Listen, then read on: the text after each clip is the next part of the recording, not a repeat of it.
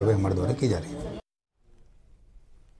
नीति आयोग के उपाध्यक्ष सुमन बेरी ने उत्तराखंड सचिवालय देहरादून में मुख्यमंत्री पुष्कर सिंह धामी और कई विभागों के सचिवों के साथ में बैठक की। बैठक में सभी विभागों के सचिव ने राज्य सरकार की योजनाओं को नीति आयोग के सामने रखा और इस दौरान बैठक में नीति आयोग के उपाध्यक्ष ने सीएम धामी के कई कामों की तारीफ भी की थी। और बैठक में सीएम धामी ने नीति आयोग के अधिकारियों को बताया कि कैसे उत्तराखंड सरकार सीमित संसाधनों में राज्य का विकास करने की पूरी कोशिश कर रही है।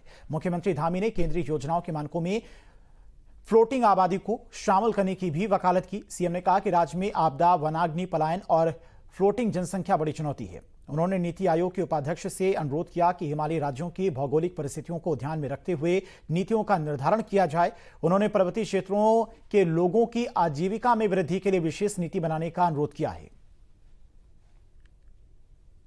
राज्य की सामाजिक आर्थिकी की प्रगति को लेकर आज देहरादून में सचिवालय में एक बड़ी बैठक थी और ये बैठक नीति आयोग के सौजन्य से हुई थी। नीति आयोग के उपाध्यक्ष सुमन बेरी यहाँ पर स्वयं आज मौजूद रहे अपने अधिकारियों के साथ और राज्य के अधिकारियों के साथ राज्य की सामाजिक आर्थिकी संरचना पर बातचीत हुई, यहाँ की आवश्यकताओं पर बातचीत हुई। और उस बैठक में मुख्यमंत्री पुष्कर सिंह धामी भी कुछ समय मौजूद रहे और मुख्यमंत्री पुष्कर सिंह धामी ने कहा कि जिस तरह से हमारा प्रदेश सकल घरेलू उत्पाद में आगे बढ़ रहा है, जिस तरह से लगातार गुणात्मक वृद्धि हो रही है, उससे ये एक सिंबल है कि उत्तराखंड कई मायनों में, कई सेक्टर में देश में लीडरशिप को थाम रहा है। इसी दौरान सुमन बेरी ने यहाँ पर मुख्य सचिव और तमाम अपर मुख्य सचिव और प्रमुख सचिवों के साथ विभागवार उनके एजेंडे पर बातचीत की। मुख्यमंत्री ने उनका ध्यान इस तरफ भी दिलाया कि यहाँ आपदा से काफ़ी नुकसान होता है, तो पर्यटन, उद्योग और तमाम दूसरे क्षेत्रों में नीति आयोग से किस तरह की मदद सरकार को मिल सकती है, उत्तराखंड सरकार को मिल सकती है। इसके लिए विभागवार सचिव, प्रमुख सचिवों ने अपने अपने विभागों का प्रेजेंटेशन दिया और नीति आयोग के उपाध्यक्ष के सामने अपनी बातें रखी कि किस तरह की आवश्यकताएं राज्य के विकास के लिए यहाँ पर बहुत ज़रूरी हो गई है। अब देखना यह है कि आज की बैठक का आउटपुट कब तक निकलेगा और कैसा निकलेगा। अपने सहयोग कैमरामैन सोनी कुमार के साथ न्यूज स्टेट के लिए देहरादून से अजीत सिंह राठी। न्यूज स्टेट से यूसीसी कमेटी के सदस्य मनु गौड़ ने खास बातचीत की है। इस दौरान उन्होंने बहुत सी अहम बातें बताई हैं। उन्होंने कहा कि सुप्रीम कोर्ट के मुख्य न्यायाधीश डीवाई चंद्रचूड़ की पहल पर अदालतों में लगी न्याय की देवी की आंखों से पट्टी खोलकर और हाथ में तलवार की जगह संविधान देने का जो काम हुआ है, उसकी परिकल्पना 1 साल पहले उत्तराखंड में यूसीसी कमेटी कर चुकी थी। सरकार को सौंपे गए यूसीसी के दस्तावेज की कवर पेज पर भी उसी न्याय की देवी की फोटो है, जिसकी आंखों पर ना तो पट्टी है और ना ही हाथ में तलवार।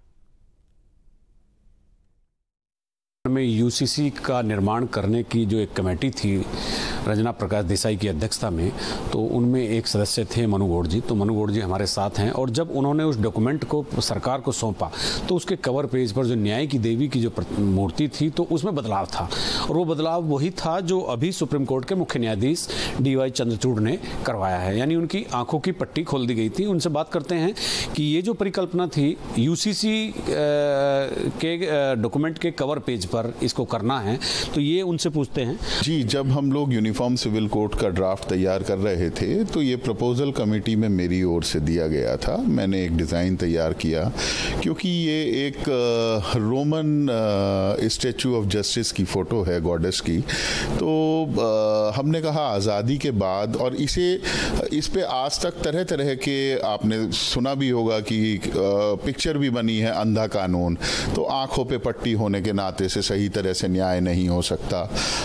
तलवार दंड का प्रतीक था कि जिसमें हम दंड दे सकें।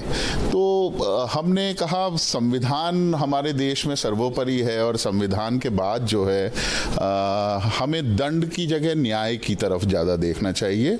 और साथ में हमें यही जो बुक जो आपके हाथ में है, यही यूसीसी का निर्माण दिखा रहा हूँ, यही तस्वीर है 1 साल पहले की जो कवर पेज पे दी गई।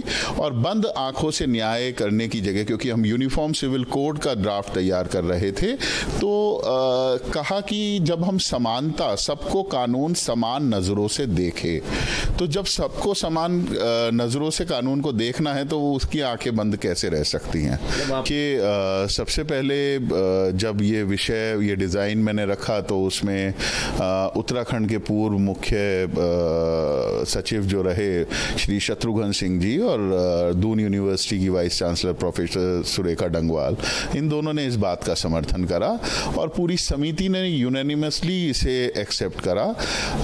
जो सिक्किम न्यायालय के पूर्व मुख्य न्यायाधीश जस्टिस प्रमोद कोहली जी थे, उन्होंने फिर इसके ऊपर एक कविता भी लिखी। वो कविता भी मैं आपको दिखाता हूँ, वो भी हमारी रिपोर्ट में प्रकाशित करी गई है।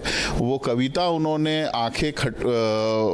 देवी की आंखों से पट्टी हटाने के ऊपर ही उन्होंने वो कविता भी लिखी थी। और मुझे बड़ी खुशी है, हमारे लिए तो पूरी समिति के लिए बड़ा हर्ष का विषय है कि आज चीफ जस्टिस ऑफ इंडिया ने एक तरह से इसे पूरे देश के लिए लागू कर दिया और एक दास्ता का प्रतीक जो पुराना हमारा चला आ रहा था वो अब दूर हुआ। ये जो आपने आज चिट्ठी लिखी है सीजेआई को, तो ये क्या उनका धन्यवाद दिया है या अपनी बात क्या कही है आपने?